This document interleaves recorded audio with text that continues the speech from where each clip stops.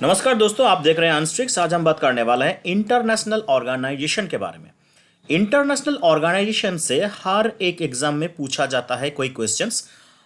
Exam like UPSC अगर दे रहे हैं, आप कोई स्टेट पीएससी का एग्जाम दे रहे हैं या फिर स्टाफ सिलेक्शन कमीशन हो, आरआरबी, एनटीपीसी हो, हर एक एग्जाम में हेडक्वार्टर और इंटरनेशनल ऑर्गेनाइजेशन के से क्वेश्चंस आता ही आता है। तो इसलिए मैंने आपके लिए प्रस्तुत किया है इंटरनेशनल ऑर्गेनाइजेशन का हेडक्वार्टर और उसका जो एस्टेब्लिशमेंट है यार, वो दो भी आपने रखा है।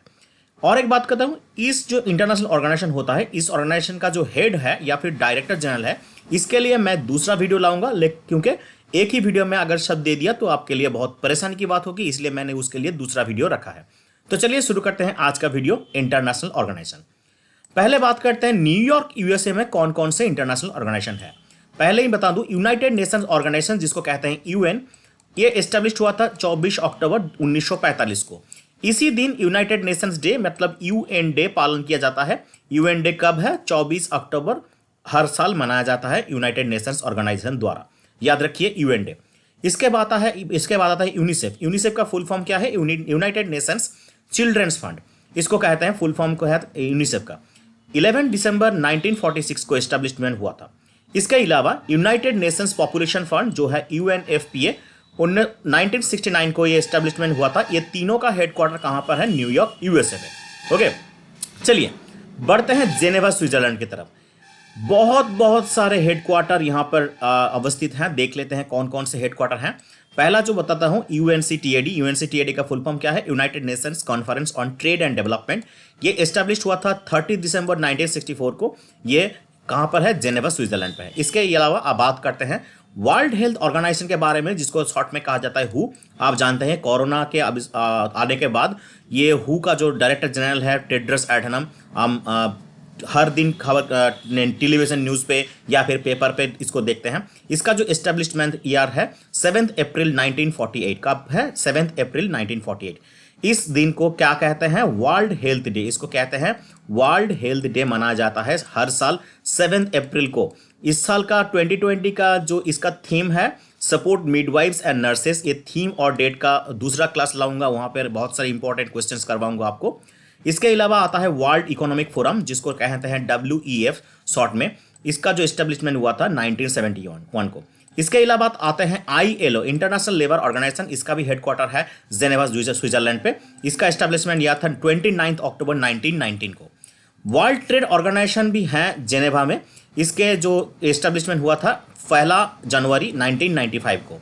वर्ल्ड मेट्रोलॉजिकल ऑर्गेनाइजेशन, जिसको WMO कहा जाता है, 23 मार्च 1950 को एस्टेब्लिशमेंट हुआ था। इसके अलावा वर्ल्ड इंटेलेक्चुअल प्रॉपर्टी ऑर्गेनाइजेशन 14 जुलाई 1967 को एस्टेब्लिशमेंट हुआ था। International committee of red cross, red cross को याद रखिए 17 फरवरी 1863 को एस्टेब्लिशमेंट हुआ था।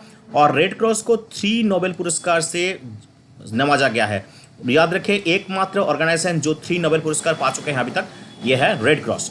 इसके अलावा यूनेस्को का हेडक्वार्टर कहां पर है? वो भी है पेरिस और फ्रांस में। तो पहले बता दूं, जेनेवा और जो स्विट्जरलैंड के बारे में बताया, जेनेवा स्विट्जरलैंड में ही है। तो इसका एक ट्रिक्स याद रखिए। देखिए, जो भी W से शुरू होने वाला ऑर्गेनाइजेशन है वो कहां पर है? W से शुरू हो रहा है हर एक ऑर्गेनाइजेशन, ये जेनेवा पे है। ठीक है, अगर आपको याद रखना है, देखिए world health organisation, world economic forum, world trade organisation, world metrological organisation या फिर वर्ल्ड इंटेलेक्चुअल प्रॉपर्टी ऑर्गेनाइजेशन, ये सभी हैं जेनेवा स्विट्जरलैंड पे। जेनेवा स्विट्जरलैंड को लेकर बहुत सारे क्वेश्चन आते हैं, आप अच्छे से याद करके जाइए, हर एग्जाम के लिए महत्वपूर्ण रहेगा। और मैंने बात कर दिया है यूनेस्को एस्टेब्लिशमेंट हुआ था 16 नवंबर 1945 को। इसका हेडक्वार्टर कहां पर है? पेरिस फ्रांस में। बहुत सारे एग्जाम में अभी तक आ चुके हैं, अच्छे से याद करके जाइए। इसके अलावा OECD भी फ्रांस पे है। ऑर्गेनाइजेशन ऑफ इकोनॉमिक कॉर्पोरेशन और डेवलपमेंट 30 सितंबर को एस्टेब्लिशमेंट हुआ था 1961 को। अब बात करते हैं वियना ऑस्ट्रिया के बारे में। ऑस्ट्रिया के में कौन कौन से ऑर्गेनाइजेशन है? UNIDO, United Nation industrial development organisation. ये एस्टेब्लिशमेंट हुआ था 17 नवंबर को 1966 में। इसके अलावा इंटरनेशनल एटॉमिक एजेंसी, ये बहुत इंपॉर्टेंट रहेगा आपके लिए, ये बहुत सारे एग्जाम में पूछे जा चुके हैं। 29 जुलाई 1957 को एस्टेब्लिशमेंट हुआ था। इसके अलावा ओपेक को याद रखिए, organisation of petroleum exporting countries. ये एस्टेब्लिशमेंट हुआ था 1960 को। ये भी है कहां पर? वियना पे। ये ओपेक और ये जो IEA है, IAA मतलब इंटरनेशनल एटॉमिक एनर्जी एजेंसी है, तो ये बहुत सारे एग्जाम में आ चुका है, तो इसको अच्छे से याद करके जाइए। अब बढ़ते हैं दूसरी तरफ, लंदन में कौन कौन से एस्टेब्लिश, नॉन लंदन में कौन कौन से हैं। एमनेस्टी इंटरनेशनल, एमनेस्टी इंटरनेशनल की लेकिन है, देखिए इस्टेब्लिशमेंट है जुलाई 1961 को। एमनेस्टी इंटरनेशनल कहां पर है? लंदन पे है। इसके अलावा आते हैं international maritime organization. International maritime organization कहां पर है? लंदन पे है। इस्टेब्लिशमेंट हुआ था 17 मार्च 1948 को। कॉमनवेल्थ नेशन, ये एग्जाम में आ चुका है अभी तक। कॉमनवेल्थ नेशन का हेडक्वार्टर कहां पर है? लंदन, यूके में। 11 दिसंबर 1931 को एस्टेब्लिशमेंट हुआ था। अब बात करते हैं वाशिंगटन डीसी में कौन कौन सा इंटरनेशनल हेडक्वार्टर है, जो कि बहुत इंटरनेशनल है। इंटरनेशनल मॉनेटरी फंड, जिसको हम आईएमएफ कहते हैं, आईएमएफ का एस्टेब्लिशमेंट हुआ था 27 दिसंबर 1945 को। और दूसरा है बहुत बहुत बहुत महत्वपूर्ण, ये बहुत सारे एग्जाम में आ चुका है, कौन है? यह है वर्ल्ड बैंक। वर्ल्ड बैंक का जो हेडक्वार्टर है वो है वाशिंगटन डीसी। ये अगर ये याद रखिए, डब्ल्यू से शुरू होता है, लेकिन इसका हेडक्वार्टर है कहां पर? वाशिंगटन डीसी पे। डीसी का फुल फॉर्म है डिस्ट्रिक्ट ऑफ कोलंबिया। एस्टेब्लिशमेंट हुआ था 1944 को। इसका जो डायरेक्टर जनरल है अभी है, वो है डेविड मालपास। याद करके जाइए, डेविड मालपास के बारे में बहुत सारे एग्जाम में अभी तक पूछे जा चुके हैं, कौन डायरेक्टर जनरल है वर्ल्ड बैंक के। अब बात करते हैं संघाई चाइना में कौन कौन से इंटरनेशनल ऑर्गेनाइजेशन है। न्यू डेवलपमेंट बैंक बहुत बहुत इंपॉर्टेंट रहेगा आपके लिए, बहुत सारे एग्जाम में अभी तक पूछे जा चुके हैं, जिसको ब्रिक्स डेवलपमेंट बैंक कहा जाता है। 15 जुलाई 2014 को एस्टेब्लिशमेंट हुआ था। बेजिंग चाइना में है AIIB। AIIB का फुल फॉर्म क्या है? Asia infrastructure investment bank. इसका जो हेडक्वार्टर है 16 जनवरी 2016 को एस्टेब्लिशमेंट हुआ था। बेजिंग चाइना पे हेडक्वार्टर है किसका? AIIB का। AIIB का फुल फॉर्म क्या है? Asia infrastructure investment bank. अब बढ़ते हैं मैनिला फिलीपींस के बारे में। बहुत सारे एग्जाम, बहुत मतलब हर एक एग्जाम में पूछा जा चुका है अभी तक ये क्वेश्चन। एशियन डेवलपमेंट बैंक कहां पर है? एशियन डेवलपमेंट बैंक है 19 दिसंबर 1966 को। 19 दिसंबर 1966 को एशियन डेवलपमेंट बैंक का एस्टेब्लिशमेंट हुआ था। हेडक्वार्टर है मैनिला फिलीपींस पे। काठमांडू नेपाल पे कौन कौन से एस्टेब्लिशमेंट है? देखिए सार्क का हेडक्वार्टर है काठमांडू नेपाल पे। 8 दिसंबर 1985 को एस्टेब्लिशमेंट किया गया था। अगर आपको जानना है सार्क का जो मेंबर कंट्री 8 नेशन है, वो 8 नेशन कौन कौन से हैं, अगर आपको मालूम है तो कमेंट बॉक्स से कमेंट कर दीजिए। आप इसके बाद जो दूसरा वीडियो आएगा डायरेक्टर जनरल को लेके, हर एक ऑर्गेनाइजेशन का डायरेक्टर जनरल कौन है, हेड कौन है, इसको लेके जो वीडियो आने वाला है, वहां पर हम डिस्कस कर देंगे इस क्वेश्चन का आंसर। तो कमेंट बॉक्स में कमेंट कर दीजिए सार्क का मेंबर कंट्री कौन कौन से नेशन है। इसके अलावा बात करते हैं जकार्ता इंडोनेशिया में। जकार्ता इंडोनेशिया में कौन है? Association for south east nation, जो एशियन कहा जाता है। इसका एस्टेब्लिशमेंट हुआ था 8 अगस्त 1967 को। सिंगापुर में है एशियन पैसिफिक इकोनॉमिक कॉर्पोरेशन। इसके अलावा और एक डीबीएस बैंक का भी हेडक्वार्टर है। डीबीएस बैंक का हेडक्वार्टर है सिंगापुर में। इसके अलावा ब्रसेल्स बेल्जियम की अगर बात करें तो नॉर्थ अटलांटिक ट्रीटी ऑर्गेनाइजेशन, जिसको नाटो कहा जाता है, नाटो का हेडक्वार्टर है ब्रसेल्स बेल्जियम पे।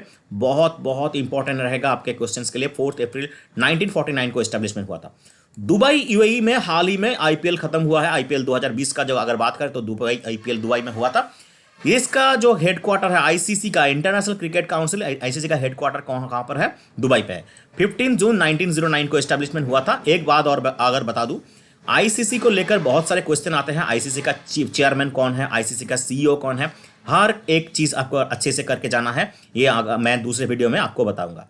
रोम इटली, रोम की अगर बात करें, किसी भी फूड का अगर बात करें, फूड का जो ऑर्गेनाइजेशन होता है वो रोम इटली में अवस्थित है। देखिए फूड एंड एग्रीकल्चरल ऑर्गेनाइजेशन, जिसको कहते हैं FAO, 16 अक्टूबर 1945 को एस्टैब्लिश्ड हुआ था। Food and agricultural organization, okay. तो इस साल नोबेल पुरस्कार मिला है किसी फूड ऑर्गेनाइजेशन को, वो याद रखिए, food organization Nobel prize 2020 peace में मिला है। किसको मिला है नोबेल प्राइज 2020 पीस? ये आप कमेंट बॉक्स में कमेंट करके बता दीजिए। नेदरलैंड हॉग पे है इंटरनेशनल कोर्ट ऑफ जस्टिस। बहुत सारे एग्जाम में अभी तक आ चुका है। इंटरनेशनल कोर्ट ऑफ जस्टिस 26 जून 1945 को एस्टेब्लिशमेंट हुआ था।